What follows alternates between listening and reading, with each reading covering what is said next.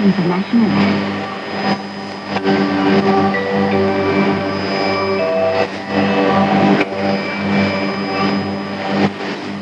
नमस्कार, ये China radio international है। तो दोस्तों, अब हमारा हिंदी कार्यक्रम आरंभ होता है।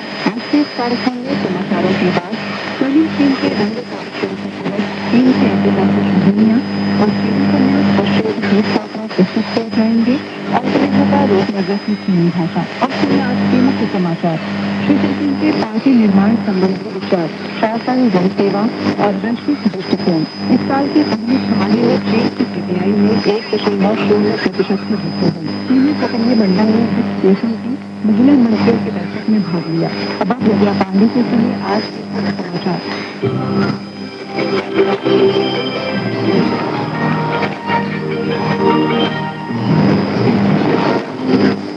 आंध्र प्रदेश की तुलना यात्रा पर निकली एक विशाल जहाज की ऊंचाई तो सत्तारूढ़ पार्टी और जहाज का संचालन करने वाली खबर होती है। चीन में कम्युनिस्ट पार्टी ऑफ चाइना 1.4 अरब से अधिक लोगों का नेतृत्व करती है और इसके प्रमुख नेता पीपल्स केंद्रीय समिति के महासचिव शी जिनपिंग हैं। करीब 105 वर्षों के इतिहास और 10 करोड़ से अधिक सदस्यों वाली चीनी कम्युनिस्ट पार्टी पिछले 77 वर्षों से देश की शासन का नेतृत्व कर रही है।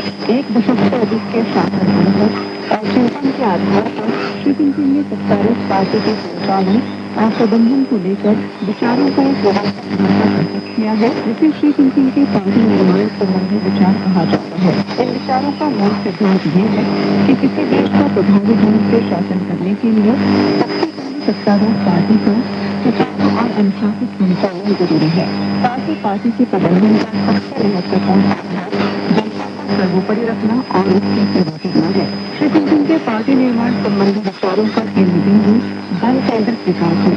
ये सोच चीनी कम्युनिस्ट पार्टी की इस नए उद्देश्य से जुड़ी है, जिसे जनता से पूरी निष्ठा से सेवा करने पर जोर दिया गया है। शी जिनपिंग कई बार कह चुके हैं कि कम्युनिस्ट पार्टी ने जनता का विश्वास जीतकर देश को हासिल किया। चीनी राजकीय विज्ञान व तकनीक पुरस्कार वितरण महासभा, चीनी वैज्ञानिक अकादमी के सदस्यों की 22वीं सभा तथा चीनी इंजीनियरिंग अकादमी के सदस्यों की 18वीं सभा और चीनी विज्ञान व तकनीक संघ के 12वीं राष्ट्रीय प्रतिनिधि सभा 8 जुलाई को सुबह पेशिंग जन भवन में आयोजित हुई। चीनी राष्ट्रपति शी जिनपिंग ने इसमें भाग लेकर राष्ट्रीय सर्वोच्च विज्ञान व प्रदेश पुरस्कार के विजेताओं को सम्मानित किया और महत्वपूर्ण भाषण दिया। उन्होंने बल दिया कि 15वीं पंचवर्षीय योजना की अवधि वैज्ञानिक व प्रौद्योगिकी शक्ति के निर्माण का पूंजीभूत समय है। हमें ऐतिहासिक मौकों का लाभ उठाकर इसकी चुनौती का सामना करते हुए उससे परे वैज्ञानिक व तकनीकी स्वावलंबन बढ़ाने में तेजी लानी है और वर्ष 2035 में वैज्ञानिक व तकनीकी शक्ति का निर्माण पूरा करने के लक्ष्य की ओर ठोस कदमों से चीनी आधुनिकीकरण में वैज्ञानिक व तकनीकी सदन की समर्थक व नेतृत्वकारी भूमिका निभानी चाहिए। चीनी उप प्रधानमंत्री ने बुधवार सुबह देश की राजधानी बेजिंग में भवन में वर्ष 2025 के अंतर्राष्ट्रीय विज्ञान एवं प्रौद्योगिकी सहयोग पुरस्कार प्राप्त करने वाले विदेशी विशेषज्ञों से मुलाकात की और उन्हें पदक प्रदान किया।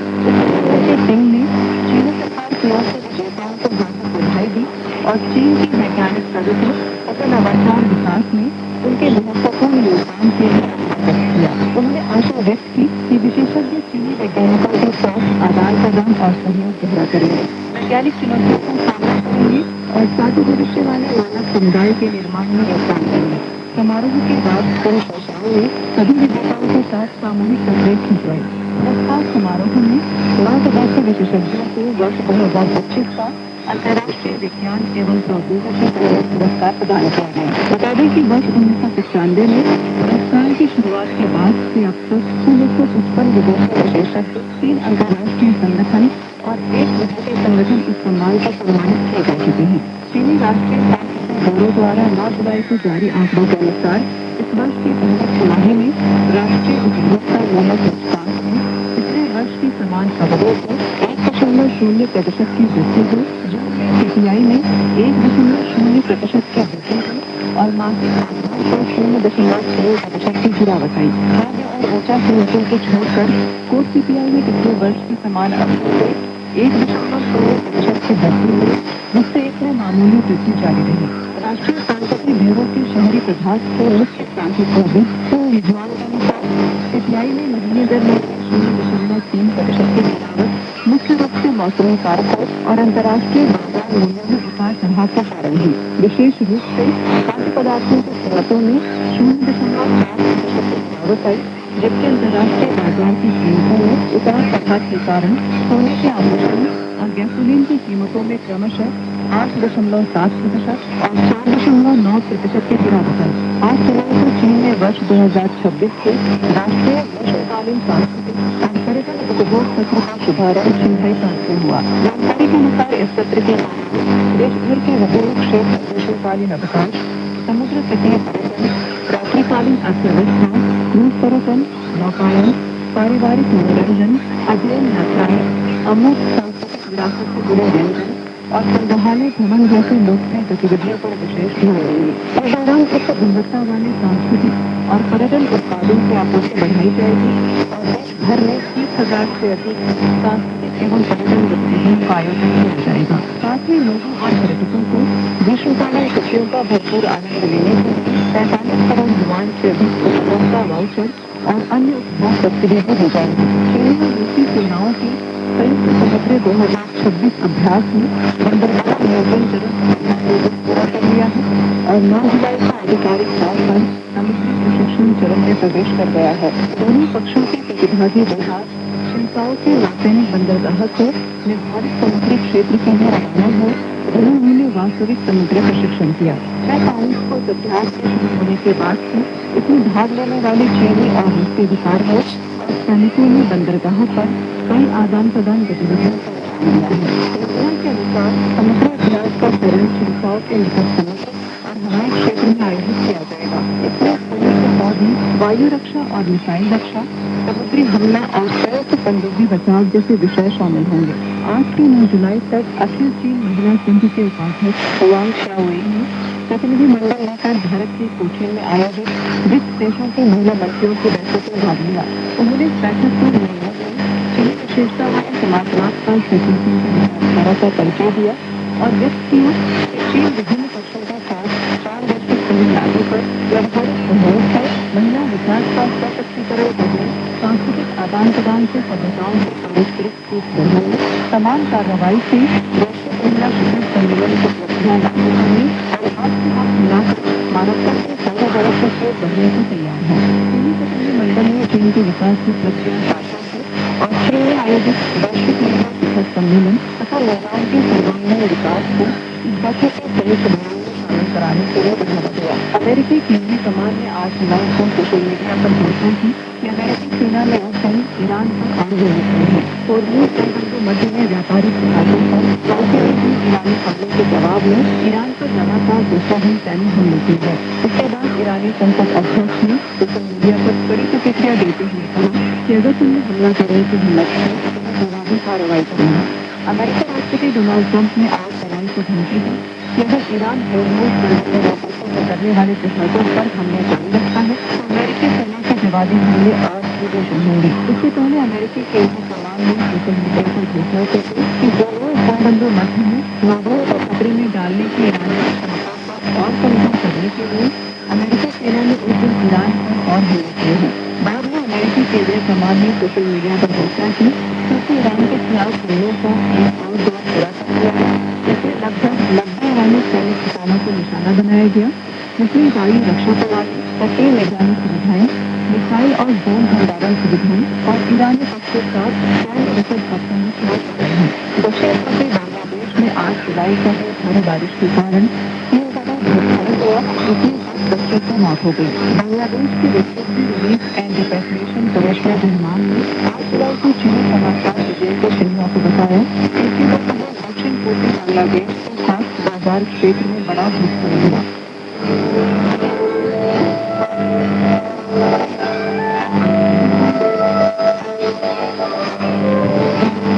चीन की संस्कृति, सभ्यता और जानकारी, चीन का इतिहास, रीति रिवाज और विदेशी आदान प्रदान, सब कुछ यहाँ मिलता है।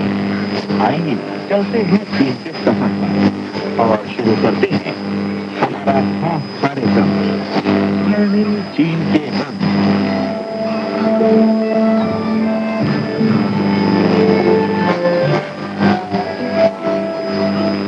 नमस्कार मित्रों, मैं हूँ आपका मित्र पंकज श्रीवास्तव।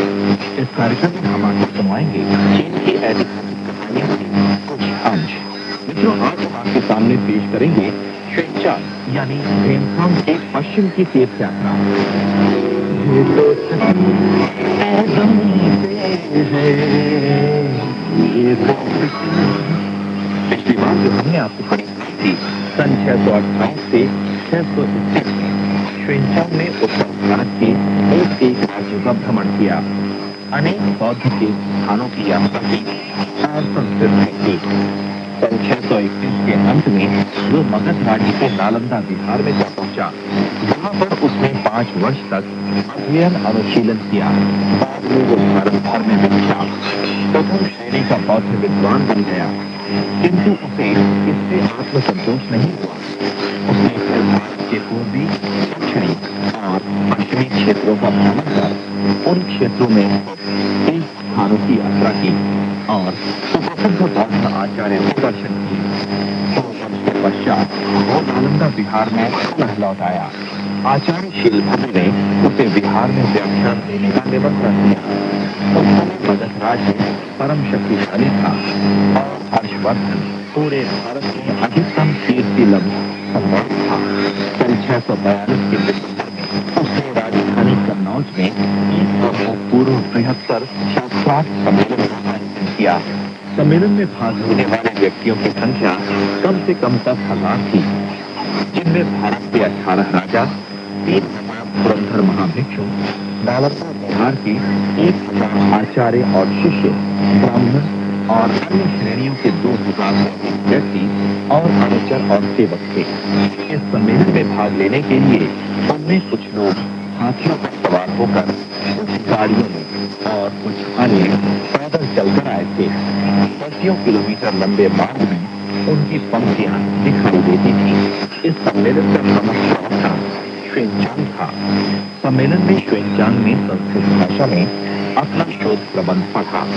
श्रोतागण उसकी उत्कृष्ट तर्कों से कायल हो गए। सम्मेलन 18 दिनों तक चला, परंतु कोई भी उसे शास्त्रार्थ में समाप्त नहीं होगा।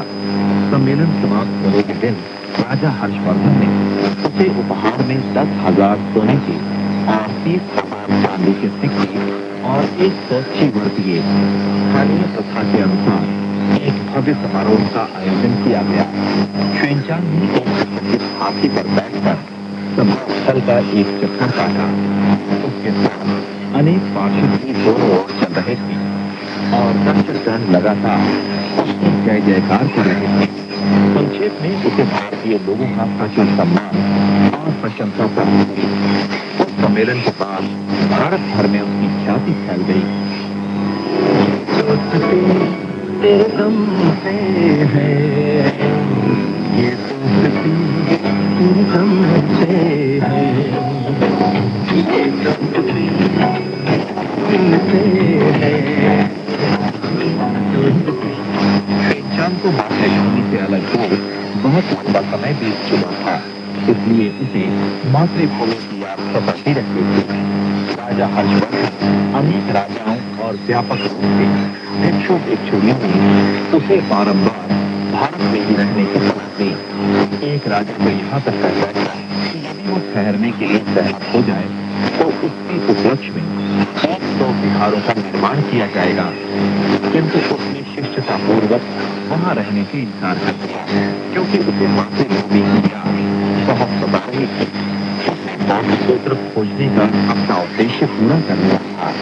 सन 643 के वसंत में राजा हर्षवर्धन और अन्य भारतीय मित्रों से विदा लेकर भारतीय जनता का और 657 बौद्ध सूत्र लेकर उसने स्वदेश के लिए प्रस्थान किया। 2 वर्ष बाद वो राजधानी छांगान में लौट आया। जब लोगों ने सुना कि वो कठिन और दुर्गम रास्ता तय कर बौद्ध धर्म के जन्म देश में बौद्ध धर्म के वास्तविक रहस्यों का पता लगाकर छांगान में लौटने वाला है, तो वे प्रसन्नतापूर्वक श्वेनचांग लौट आया पुकारते हुए एक दूसरे के सारा शानदार खुशियों का सागर बन गया है। श्वेनचांग ने भारत से लाए बौद्ध तत्वों और बुद्ध मूर्तियों को छांगान के चौथे मार्ग के दक्षिण छोर पर लोगों के देखने के लिए प्रदर्शित कर दिया। चौथे मार्ग से श्वेनचांग के निवास उनको बिहार तक के 100 किलोमीटर लंबे मार्ग में दर्शकों की प्रचंड भीड़ जमा थी। उनमें कुछ लोग हाथ में धूप लिए हुए थे, कुछ लोग धूमधाम के साथ नगाड़े मंजीरे बजा रहे थे और फूल की पंखुड़ियां उस पर छिड़कते रहे थे। थांग राजवंश का सम्राट हाईजोंग ने ये सुनकर बहुत खुश हुआ था कि श्वेनचांग भारत के गौरव के साथ वापस लौटा है। उसने स्वयं लुओयान में उससे भेंट की। श्वेनचांग ने अपनी यात्रा के दौरान देखनी बातें उसे कह सुनाई, जिन्हें बड़े मजे से सुनकर सम्राट हाईजोंग ने उससे उन सब बातों को लिपिबद्ध करने का आदेश दिया। महान थांग काल में पश्चिम की तीर्थ यात्रा नामक ग्रंथ में उसके कथन के अनुसार केसरी द्वारा वे सब वृत्तांत वर्णन किए गए हैं। इस ग्रंथ में उसके द्वारा किए गए 110 राज्य के भ्रमणों और चुनी गई 28 राज्यों के पहाड़ों, नदियों, शहरों और कस्बों, उनके उत्पादों और रीति रिवाजों से संबंधित जानकारियों का उल्लेख किया गया है। बाद में ये पुस्तक अनेक विदेशी भाषाओं में भी अनुदित हुई और उसका प्रचार प्रसार व्यापक पैमाने पर होता गया। अब ये भारत उपमहाद्वीप और मध्य एशिया के प्राचीन इतिहास और भूगोल के अध्ययन के लिए एक महत्वपूर्ण संदर्भ हो गई है। लुओयान के छांगान में लौटने के बाद श्वेनचांग ने स्वर्ण के अनेक स्थलों से धुरंधर विद्वान बुलाकर बौद्ध सूत्रों का अनुवाद करना प्रारंभ कर दिया। छांगान का बृहद शिव विहार उनके बौद्ध तत्वों का अनुवाद करने का स्थान था। इस विहार का सायन स्तूप श्वेनचांग द्वारा बनाए गए डिजाइन के अनुसार सूत्र रखने के लिए बनवाया गया था। सायन स्तूप आज भी शियान नगर में दक्षिण में खड़ा है और ये प्राचीन राजधानी छांगान का एक स्मारक है। बौद्ध सूत्रों का अनुवाद करने के लिए श्वेनचांग बहुधा रात के 1 बजे सोता था और 5 बजे ही उठ जाता था। उसने 19 वर्ष तक रात दिन काम किया और 1300 से अधिक प्रतियों वाले 74 बौद्ध सूत्रों का अनुवाद किया। सन 664 के फरवरी में बीमारी से छांगान के हुआ भवन में उसका देहांत हो गया। उसके द्वारा अनुदित बौद्ध सूत्रों की मूल प्रतिलिपियां भारत में चित्रलिखित हो गई। बाद में उसके अनुवाद भारत की प्राचीन संस्कृति के अध्ययन के लिए मूल्यवान सामग्री बन गए हैं। महाभिक्षु श्वेनचांग के बौद्ध सूत्र खोजने की कहानी पहले ही युग में व्यापक रूप से प्रचलित और अधिकांश अलौकिक हो गई थी। मिंग राजवंश के शासनकाल 1368 से 1644 ईस्वी तक प्रसिद्ध उपन्यासकार ऊ छंगर ने इन्हीं जनश्रुतियों के आधार पर अपना लंबा पश्चिम की तीर्थ यात्रा लिखा है। आज हम एक नई कड़ी के साथ शुरुआत करेंगे, जिसका शीर्षक है एक पारस अट्टालिका से थांग कालीन का मूल लगा।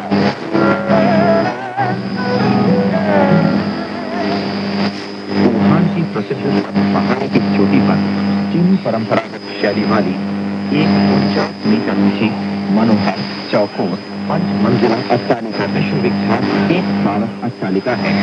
कहा जाता है कि सबसे पहले वाली एक पारस अट्टालिका 3 वर्ष तक 220 से 280 ईस्वी में निर्मित हुई थी।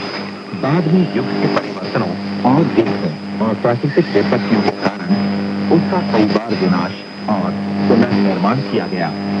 उसका अंतिम विनाश सन 1881 में छिंग राजवंश के सम्राट क्वांगशी के शासनकाल में आग लगने से हुआ था। प्राचीन काल में सर्प पहाड़ी को 30 सारस पहाड़ कहा जाता था, इसलिए इस अट्टालिका का नाम 30 सारस अट्टालिका पड़ा। प्राचीन काल में लोगों ने एक सारस अट्टालिका के नाम के विषय में अनेक सुंदर काल्पनिक कथाएं रची थी। दक्षिणी और उत्तरी राजवंशों के काल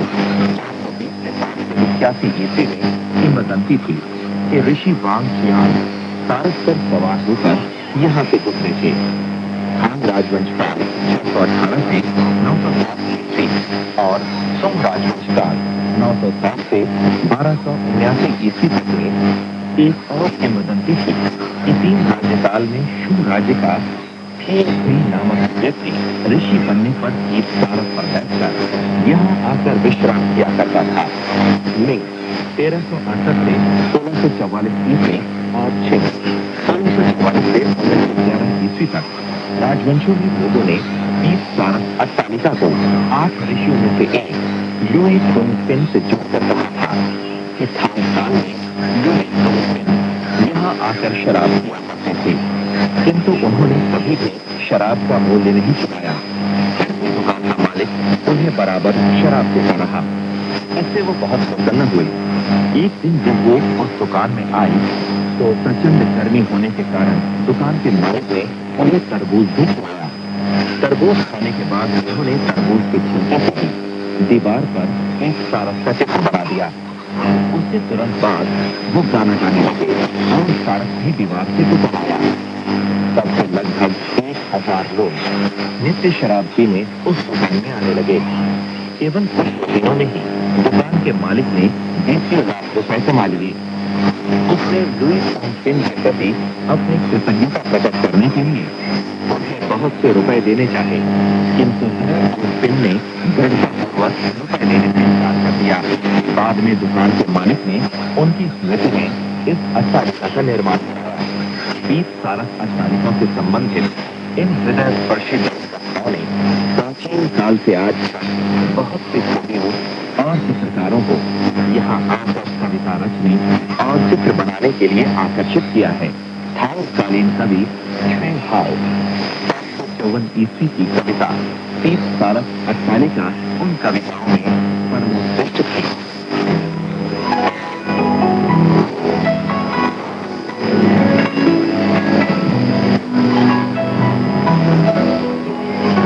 सारस पर होकर सवार ऋषि चले गए। शेष बचे 30 सारस अट्टालिका। वापस नहीं लौटा सारस फिर भी कभी। अट्टालिका ऊपर श्वेत मेघ मंडराता रहा। नदी के पार नारियल के सभी पेड़ दिख जाते हैं। शुक्र पक्ष टीले पर चमकती हरी घास है। कहाँ है मेरा देश सूर्य अस्त होते समय और वहां से नदी में मात्र चिंता यही।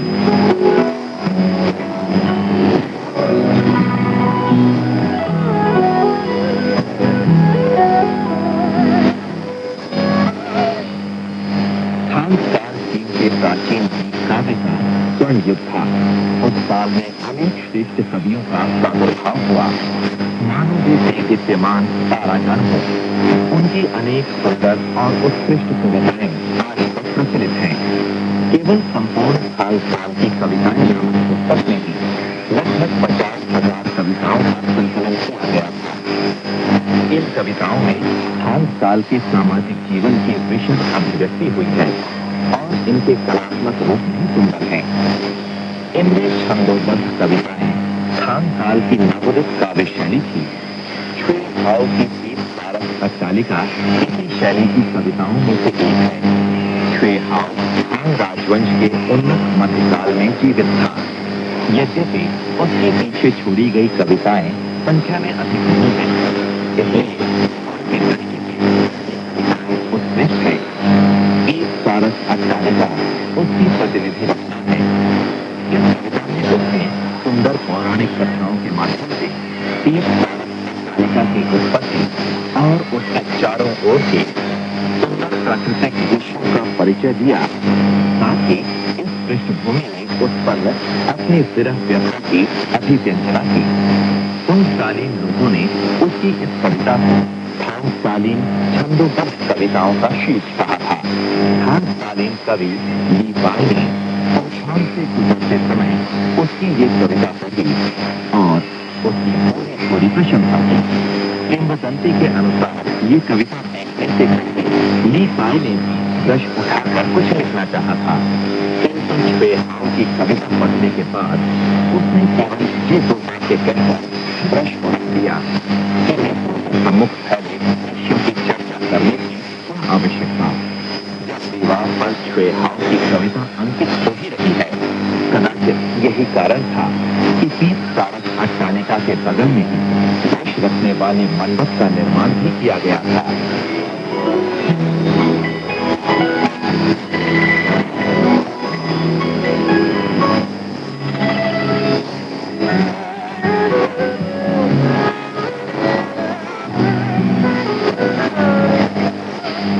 ली पाई 701 से 762 ईस्वी तक एक रोमांटिक महाकवि था। वो भी राजवंश के उन्नत मध्यकाल में जीवित था। उसके जीवन का अधिकांश समय भ्रमण पर्यटन में बीता था। चीन के प्रायः प्रत्येक कोने पर उसके पदचिन्ह पड़े थे। दीर्घकालीन भ्रमण की प्रक्रिया में प्रकृति से प्रभावित होने के कारण ही उसने बड़ी संख्या में मातृ के सुंदर और मनोहर पहाड़ों और नदियों का वर्णन करने वाली कविताएं लिखी। उसकी कविताएं साहस और निर्भीकता, शुद्ध भावनाओं और विपुल कल्पना शक्ति से ओतप्रोत है। उनकी लेखन कला उत्कृष्ट है और भाषा सजीव और गतिमान है। यद्यपि उसने 30 सारस अट्टालिका के विषय में कोई विशेष कविता नहीं लिखी, फिर भी उसने प्रत्येक कविताओं में उसका जिक्र किया है। लोकप्रिय कविता 30 सारस अट्टालिका के नीचे ट्रैवलिंग जा रहे मित्र वन हाओलान को विदाई इन्हीं कविताओं में से एक है। 黄鹤楼梦浩然之广，下扬州，元宇凤康信，见长江天际。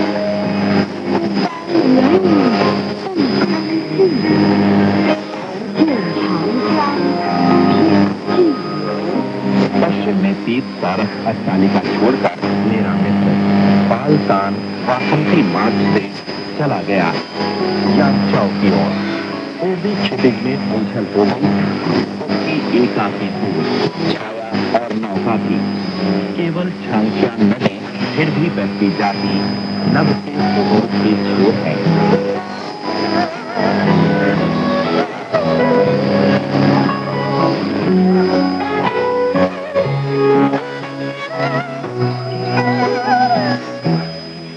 कहा जाता है कि ली पाई ने छुए हाव की कविता 30 सारस अट्टालिका के मुकाबले में ही चिंगलिंग यानी वर्तमान नानचिंग के अमर पक्षी चबूतरे पर चढ़ाई शीर्षक कविता लिखी।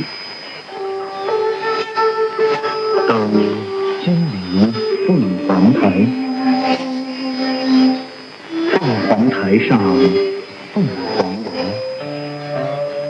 凤去台空江不流。湖中花草埋幽径，वनराजा अमर पक्षी चबूतरे पर। उसके गमनापरांत चबूतरा खाली होने पर छांगचांग नदी बहती जाती है। वैसी ही राज्य प्रासाद की घुमावदार पगडंडी एक घास कपड़ों के स्वामी बन गए जिन राजवंशी निकले शान पर्वत के 3 शिखर निरभ्र क्षितिज के बाहर। 2 नदियों के बीच उभरा बगुला रेतीला किला। तैरते मेघ पूरे ढक सकते हैं। मुझको है किस्सा आंगार न देख पानी की।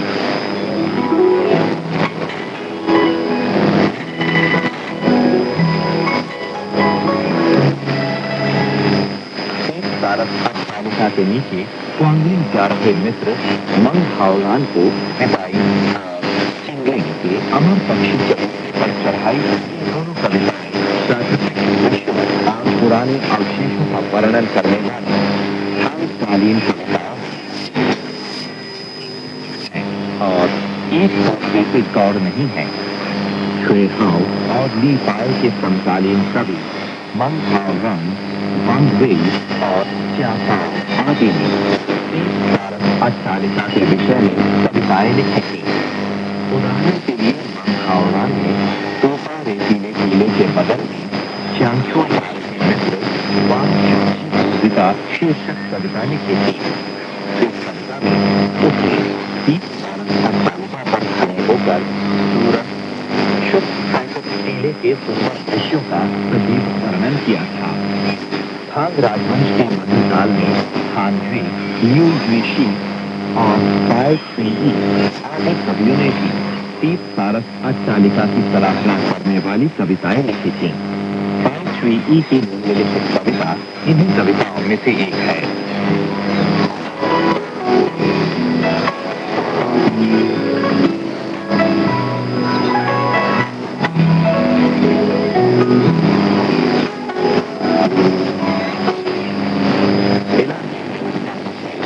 झांगसियांग का सबसे पुरातन अट्टालिका के पार्श्व में वहाँ भोज खाने तथा पर्यटन करने का अंतहीन जल प्रदेश छू राज्य के मंदपंद मंत्रालय में सर्वदा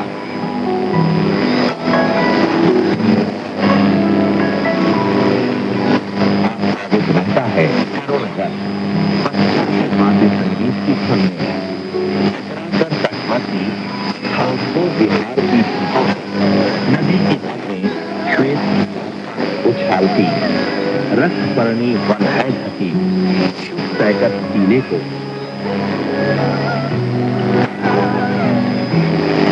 हाँ, मैं यहाँ आया प्रथम बार। प्राकृतिक दृश्य कितना दर्शनीय लगता है। मदिरा के नशे में नशा उतर जाते ही जागने पर चिंता भरा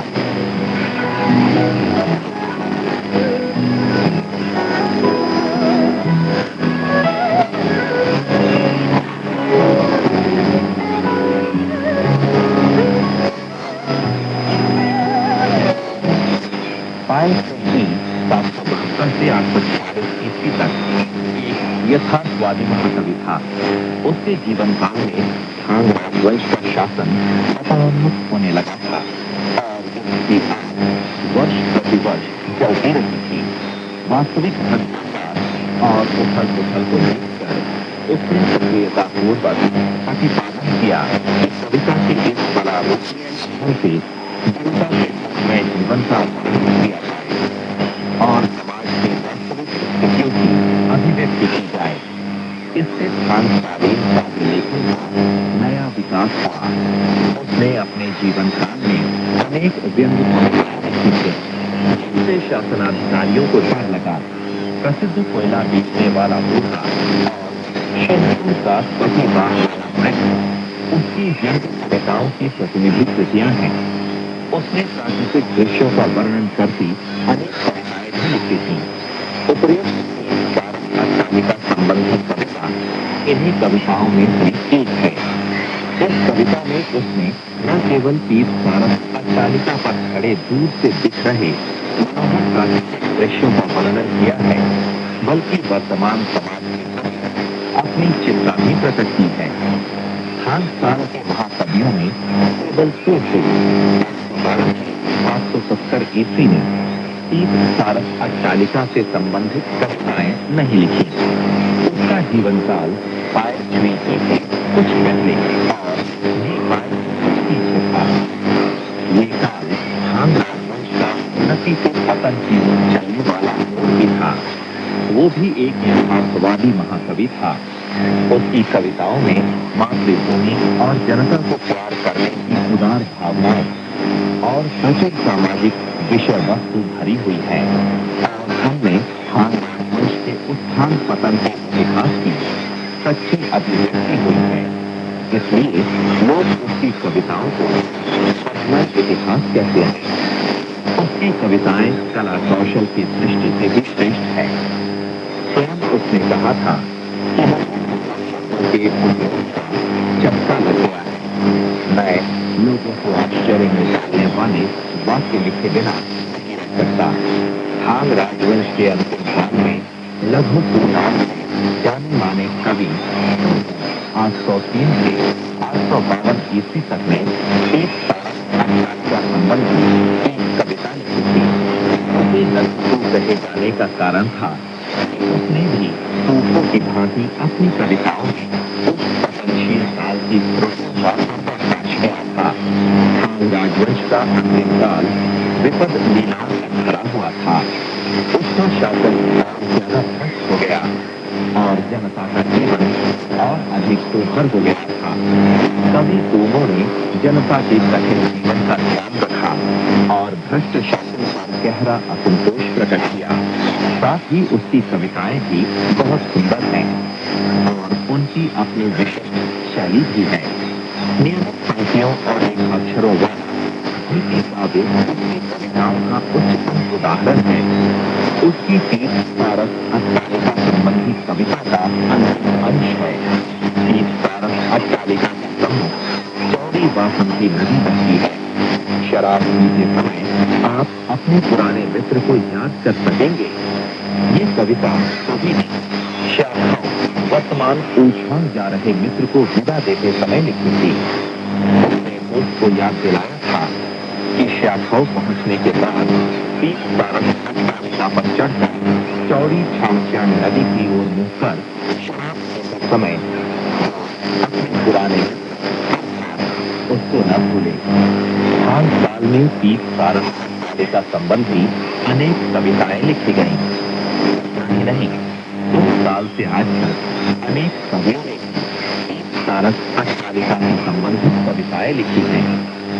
इस होने पर हम जाकर 30 कारक अट्टालिका पर चलिए, तब आप परख सकेंगे कि 30 कारक अट्टालिका का वर्णन करने वाली कविताओं में कौन सी सर्वश्रेष्ठ है।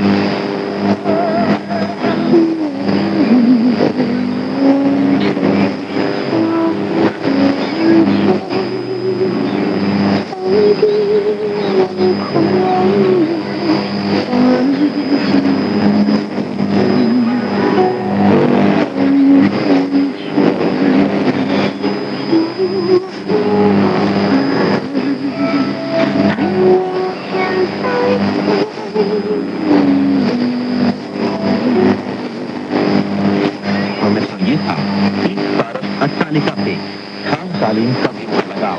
अगली बार मासिकता में फिर होंगे एक नई कड़ी के साथ। नमस्कार।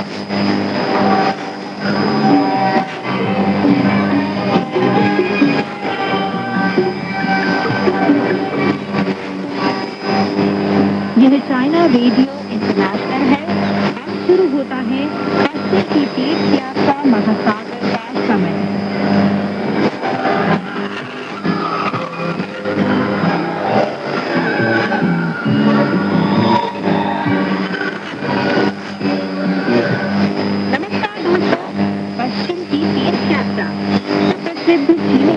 लेकर हाजिर हूँ मैं मैत्री शर्मा। आज की कहानी इस प्रकार है। दूसरे तक आपने कहानी की बिना दीवार की मदद से दर्शाना इस नतीजे पर पहुंचती है कि वह सांड को की बाहर पहुंचा देगी। मौके पर मौका मिलते ही दर्शाना का पलट जाता है और वह लाल हाथ और सफेद घोड़े को लेकर वापस गुफा की तरफ लौट जाती है। बानर की मुसीबतें और बढ़ जाती हैं। बानर उसके पीछे पीछे गुफा के अंदर सांड को ढूंढने के लिए जाता है, लेकिन उसे कोई सुराग नहीं मिलता। चलिए दोस्तों, कहानी को आगे बढ़ाते हैं और सुनते हैं कहानी में आगे क्या हुआ। बानर को अचानक से कहीं से अगरबत्ती की महक आती है, जिसे देखकर एकदम चौकन्ना हो जाता है।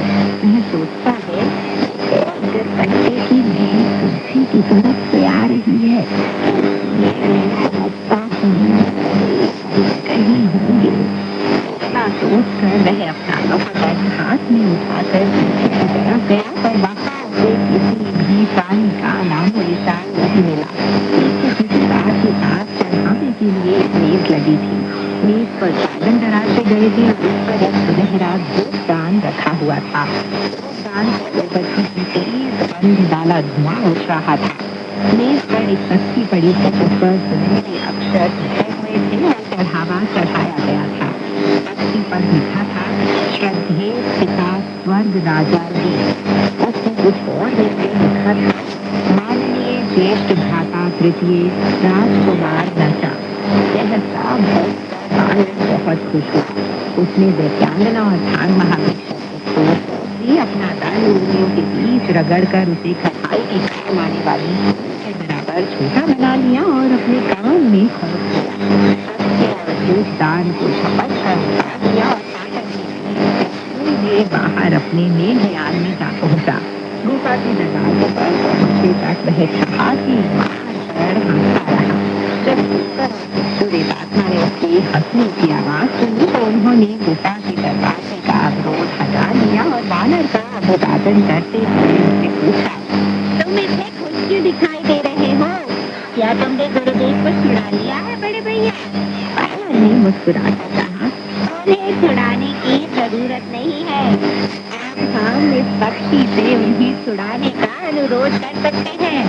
शुक्र बोला, लेकिन यह शक्ति तो प्रेतात्मा नहीं है और फिर यह शक्ति भला इसमें कैसे अनुरोध किया जा सकता है? सबसे को जमीनों का दस्तार वानर ने कहा, इसे गौर से देखो। सूर्यदात्मा पक्षी के पास गया तो उसने देखा कि उसका देखा है श्रद्धेय पिता स्वर्ग राजा दी और मानव देश भ्राता तृतीय राजकुमार नसा। जिसको प्रेतात्मा ने पूछा, इसका क्या मतलब? वानर ने जवाब दिया, प्रेतात्मा शक्तिमान चढ़ावा चढ़ाती है। जब मैं उसके निवास पर पहुंचा तो वहां मुझे कोई नहीं मिला, यह पक्षी मिली। मैं सोचता हूँ यह दैत्यांगना स्वर्ग राजा ली की पुत्री और राजकुमार नसा की बहन है, जो मानव लोक में बहुत ही ज्यादा नालायक है। इसने प्रेतात्मा का रूप धारण कर लिया है और हमारे गुरुदेव का अपहरण कर लिया है। इसलिए गुरुदेव को छुड़ाने के लिए आखिर किसके पास जाना बेहतर होगा? ओम दोनों यही पहरा देते हैं। मैं यह व्यक्ति देवलोक में जाता हूँ और देव सम्राट के पास शिकायत दर्ज करके स्वर्ग राजा ली और उनके बीते नशा को मजबूर करता हूँ कि वे हमारे गुरुदेव को वापस लौटा दे। शुकर ने कहा, भैया कहावत है, संगीन आरोप की कीमत अपना सिर कटा कर चुकानी पड़ती है। तुम्हें यह काम केवल तभी करना चाहिए जब तुम्हारा पक्ष बिल्कुल सही हो। साथ ही देवलोक के न्यायालय में हाथे पंखे ढंग से मुकदमा दर्ज नहीं कराया जा सकता। बेहतर यही होगा कि तुम मुकदमा दायर करने से पहले हमें बता दो कि तुम अपना पक्ष कैसे पेश करने चाहते हो। वानर ने जवाब दिया, मैं जानता हूँ मुझे क्या करना है।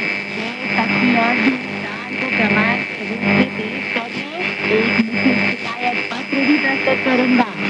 शुक्र ने पूछा, अपने शिकायत पत्र में तुम क्या लिखोगे? क्या तुम मुझे बता सकते हो? इस पर वानर ने जवाब दिया, मैं लिखूंगा, शिकायत दर्ज करने वाला सोनखोल, जिस दस्तावेज में दी गई है महाविष्णु खान सांसार का शिष्य है। सांसार पूरब में से खान दरबार से धर्म कृष्णों को लाने पश्चिमी स्वर्ग जा रहे हैं। कौन आपके पास सभा चाहता है? राजा ली ने प्रेतात्मा को सांसार के अपहरण करने की कार्यवाही को प्रोत्साहन देने का अपराध किया है। मेरा भाई स्वर्ग राजा ली सिंह और उसके सुपुत्र नशा ने अपने अंतःपुर के सिपाही दिखाई है। ली ने अपने पुत्र को अंतःपुर की आग चंद्रा में प्रेतात्मा बनने दिया है, जहाँ वह अनगिनत लोगों को प्रलोभन देकर मौत को घाट उतार चुकी है। अब मेरे गुरुदेव का अपहरण कर उसे किसी ऐसी दूर दराज जगह मिल गई है जहाँ उसे ढूंढना संभव नहीं है। अगर मैं शिकायत दर्ज न कराता तो मुझे बराबर यह गहरी चिंता सताती रहती कि स्वर्ग राजा उसके जीते ने बदनीयती से जानबूझकर स्वर्ग राजा की पुत्री को प्रेतात्मा बनने के लिए उकसाया है और एक तरह आम तबाही ढाई है। मैं निवेदन करना चाहता हूँ कि इस मामले में दया दिखाएं और स्वर्ग राजा को मुकदमे की सुनवाई में पेश होने का आदेश दें, दैत्यांगना को काबू में करने और मेरे गुरुदेव को मुक्त कराने की कृपा करें। अगर राजकुल से यथोचित दंड रंग देने की अनुकंपा करेंगे तो मैं आपका बहुत आभारी रहूंगा। यह मेरा अत्यंत विनम्रतापूर्ण निवेदन है। अब क्या था, जब शुकर और भिक्षु रेखाचारी वाले का शिकायत पत्र सुना तो उन्होंने खुश होकर कहा, भैया अगर तुम इस तरह का न्यायों से शिकायत पेश करोगी तो तुम्हारी जीत पक्की है। ये काम जल्दी से जल्दी कर डालो। अगर तुमने जरा भी वक्त गवाया तो प्रेतात्मा के चंगुल से गुरुदेव को छुड़ाने और उसकी जान की रक्षा करने में देरी हो सकती है। वानर बोला, मैं यह काम जल्दी करूंगा। मैं यह काम जल्दी से जल्दी करूंगा। मैं ज्यादा से ज्यादा उतना समय लूंगा जितना चावल पकाने में लगता है, या फिर कम से कम उतना समय लूंगा जितना एक प्याली चाय बनाने में लगता है। पक्षी और किसान के साथ अपनी हो गया।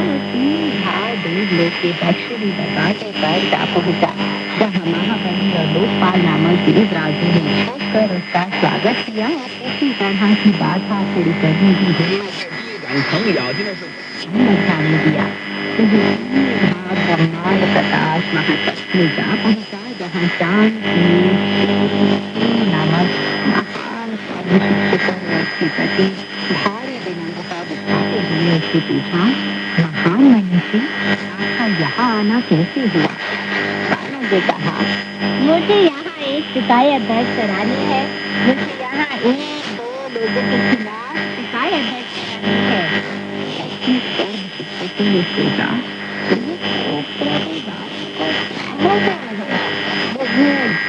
शिकायत दर्ज करा रहा है। कोई और सारा न देखकर वे उसे समझदारी वहाँ तक गए और उन्होंने सम्राट को आने की सूचना दी। सम्राट ने आदेश दिया कि वानर को अंदर भेज दिया जाए। वानर ने धूमपान को देते रख दिया। सम्राट को छूकर प्रणाम किया और अपना शिकायत पत्र पेश किया। शिकायत पत्र स्वर्ग शिक्षक ने लिया, जिसे उसने सम्राट की गिरफ्त पर फैला दिया। जब सम्राट उसे आरंभ से अंत तक पढ़ चुके और उन्हें मालूम हो गया कि क्या हुआ है, तो उन्होंने शिकायत पत्र की सुनवाई के लिए मंजूरी दी। नक्षत्र को मेघ किनार का साधन भेजकर नीरुवाही स्वर्ग राजा को सम्राट के दरबार में बना भेजा। तब वानर ने कदम आगे बढ़ाकर सम्राट से निवेदन किया, मैं देवलोक के सम्राट से सविनय निवेदन करता हूँ कि आप उसे काल की सजा दो, अन्यथा और अधिक उत्पात होने का अंदेशा है। सम्राट ने आदेश दिया, शिकायत करने वाले के भी साथ में जाओ। पूछा, मुझे भी साथ जाना होगा? चारों महान श्रेष्ठ सम्राट ने फरमान जारी कर दिया है, इसलिए आपको नक्षत्र के साथ जाना होगा। आज की कहानी यहीं तक। आगे की कहानी लेकर मैं मैत्री शर्मा फिर हाजिर होंगी। तब तक के लिए नमस्कार, बाय।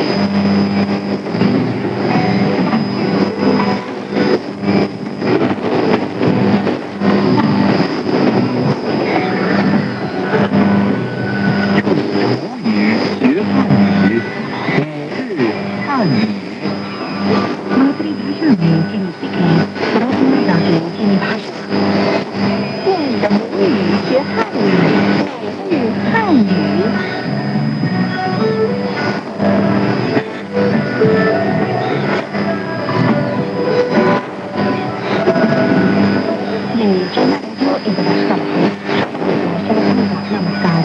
श्रोताओं को विश्वास करने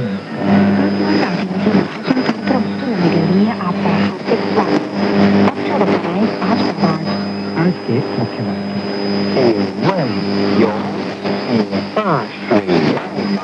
कृपया मैं पूछना चाहता हूँ कि क्या आपसे यहाँ शंकु पूछा जाता है? मैं माल वापस लौटाना चाहता हूँ।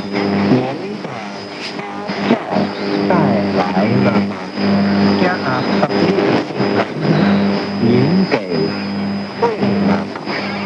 वापस ले लीजिए।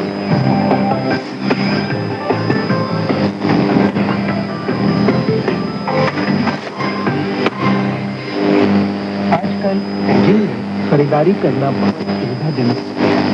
देश की अनेक मशहूर दुकानों में पेजे में अपनी शाखाएं खुली हुई हैं। आप पेजे अंतर्राष्ट्रीय मशहूर ब्रांड वाला सामान आसानी से खरीद सकते हैं, इसलिए यहाँ आने से पहले आपको ज्यादा चीजें लाने की जरूरत नहीं है। बात है यदि मैं दुकानदार से ये पूछना चाहता हूँ कि क्या आपके यहाँ शैम्पू बेचा जाता है, तो इसे चीनी में कैसे कहा जाएगा? 请问有洗发水卖吗？请问有洗发水卖吗？请跟我问不查问有Kona ya Kona 有洗发水商品洗发水卖 बेचना 卖 แต่ว่าหลวงพ่อพูดแบบนี้บ้าเกี่ยวกับอันจะมีละกายากระยะนะครับมีบ้าส่วนคือ 卖？请问有洗发水卖吗？请问有洗发水卖吗？现在我们出讲的क्या आपके यहाँ बेचा जाता है? अच्छा अब हम एक साथ आज की पहली बातचीत सुनाए 请问洗发水卖吗？就在前面的架子上请问跟着招来不吃大红请问请对上的那个你在哪里أكثر الشفقة استعمال الكلمات请做可以代替请可以加一个这个 अच्छा मैं समझ गया 有होना या उपलब्ध होना 有商品洗发水请问有洗发水卖吗？可以买不少大饼糊，给家आपके यहाँ可以加价吧？请问有洗发水卖吗？लेकिन माफ कीजिए ये शैम्पू शायद अच्छा नहीं है, मैं इसे वापस करना चाहता हूँ, तो चलिए इसे कैसे करें? 我想退货，我想退货，我退बाबा करना या उतारना退来या उतार 我想退货我想退货मैं माल वापस लिया जाना चाहता हूँ अच्छा अब सुनिए आज की जो सेवा जी 这个可能坏了，我想退款。您的发票在哪里？按照我的这个代理什么不知道？您的发票带来了吗？您的发票带来了吗？您的आपका receipt 您的发票 receipt 带来带来या के पीछे लगाने से दिशा प्रतिबिंबित करता है来 कार्य के समाप्त होने या पूरा होने को इंगित करता है वाक्य के अंत में लगने वाला प्रश्नवाचक विभाग शब्द您的发票带来了吗？ 发票带来了吗？क्या आप अपनी रसीद लाए हैं? अच्छा लेकिन ये कोई दुकान का तो गुणवत्ता के दृष्टि से इसमें कोई खास खराबी नहीं है, मैं इसे वापस नहीं ले सकता। ऐसी स्थिति में चाहता हूँ तो क्या करूँ? आप कह सकते हैं 您给退了吧？你给退了吧？您大的您给退了吧？你给退了吧？ kamu pergi enggak iya berarti negatif Woi, babas karena la kriya के अंत में लगाया जाता है जिसका अर्थ है क्रिया समाप्त हुई निकाल कर 这本书我看完了那一这个的字里头下课了可是 समाप्त 不放的您你给退了吧？वापस ले लीजिए। अब हम आज की तीसरी बातचीत सुने तुमने कौन देखी? अच्छा दोस्तों अब हम आज की सारी बातचीत सुने बातचीत है 有洗发水卖吗？बातचीत है 这个可能坏了，我想退货。您的发票带来了吗？बातचीत 我您换一个行吗？您得退吗？ अब हमें आज्ञा दें। नमस्कार